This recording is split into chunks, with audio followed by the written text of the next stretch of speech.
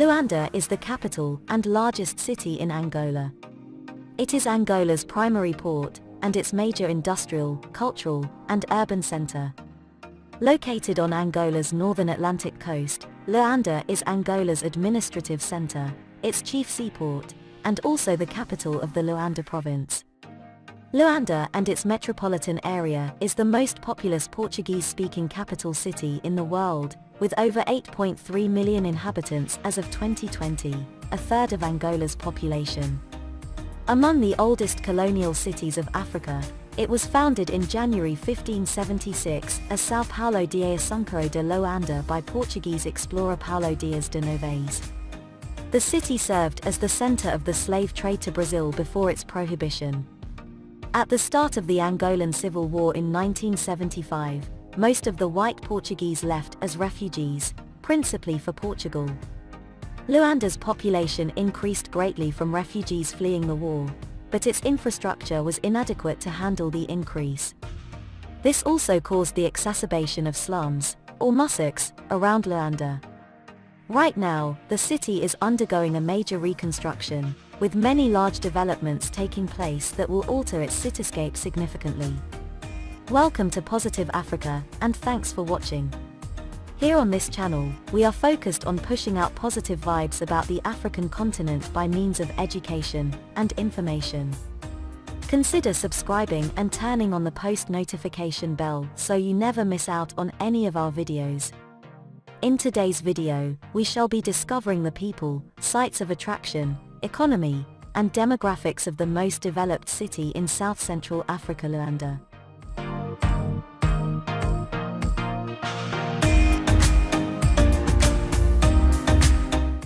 The inhabitants of Luanda are primarily members of African ethnic groups, mainly Mbundu, Ovimbundu, and Bakongo.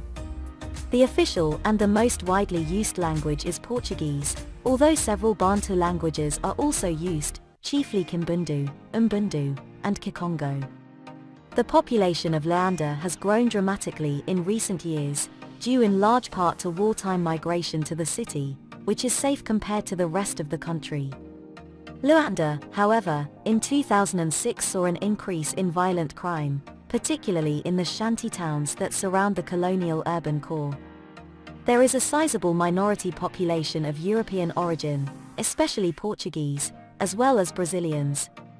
In recent years, mainly since the mid-2000s, immigration from Portugal has increased due to greater opportunities present in Angola's booming economy.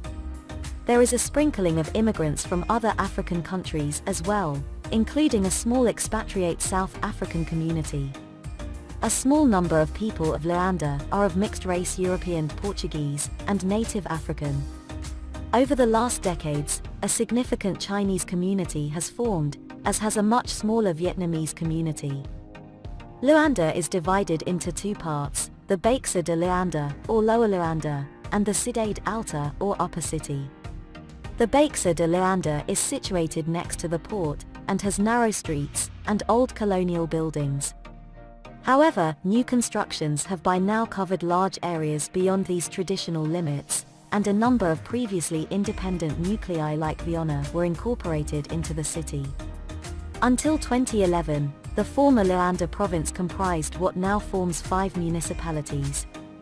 In 2011 the province was enlarged by the addition of 2 additional municipalities transferred from Bengo province, namely Icalo e Bengo, and Cuicama. Excluding these additions, the 5 municipalities comprise Greater Luanda. 2 new municipalities have been created within Greater Luanda since 2017, Talatona, and Kilambakiaxi. The city of Luanda is divided into 6 urban districts, namely, Ingombota, Angola Quiloanje, Myanga, Rangel, Samba, and Sambizanga. In Samba and Sambizanga, more high-rise developments are to be built. The capital Luanda is growing constantly, and in addition, increasingly beyond the official city limits, and even provincial boundaries.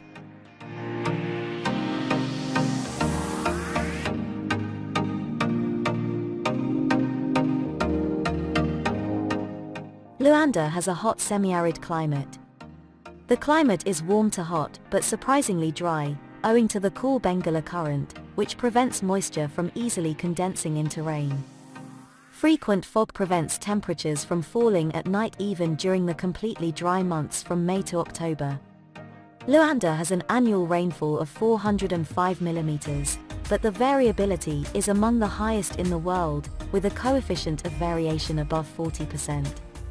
Observed records since 1858 range from 55 mm in 1958 to 851 mm in 1916.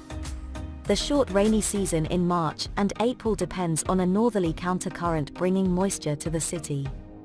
It has been shown clearly that weakness in the Beulah current can increase rainfall about six-fold compared with years when that current is strong.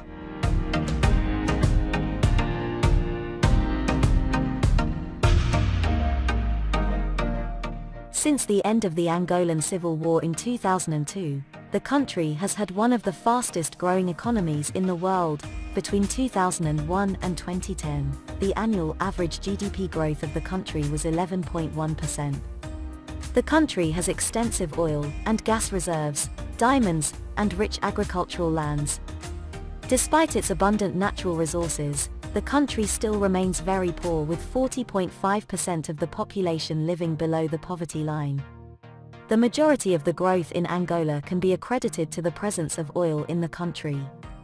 Oil accounts for 92% of total exports from the country, and diamonds account for 7.5% of total exports, meaning that these two goods account for 99.5% of all exports from the country. The vast majority of these exports go to China and the United States. Luanda became the largest exporter of oil to China in 2008, and the oil industry continues to grow at impressive rates in the country.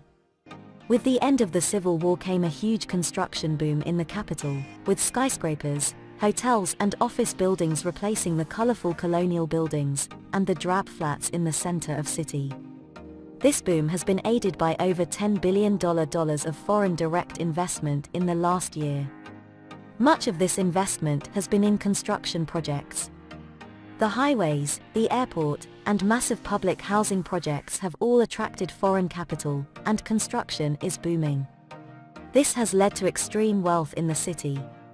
The downtown beach area of Ilha, a once almost deserted strip of sand used by fishermen, now teems with smart restaurants and nightclubs for the new elite.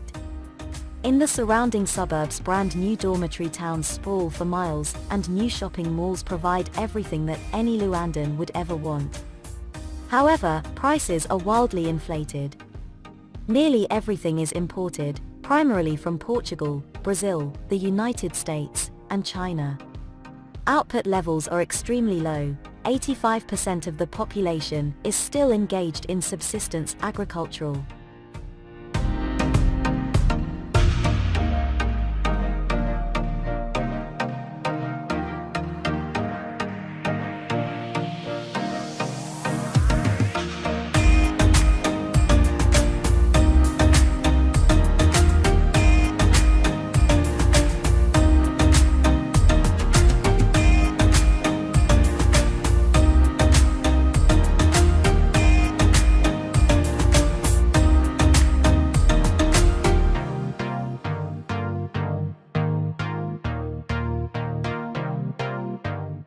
Why not check out this playlist for more fun-filled videos of some other major African cities? Thanks for watching. Remember to like, share and subscribe to Positive Africa. God bless you and see you in the next video.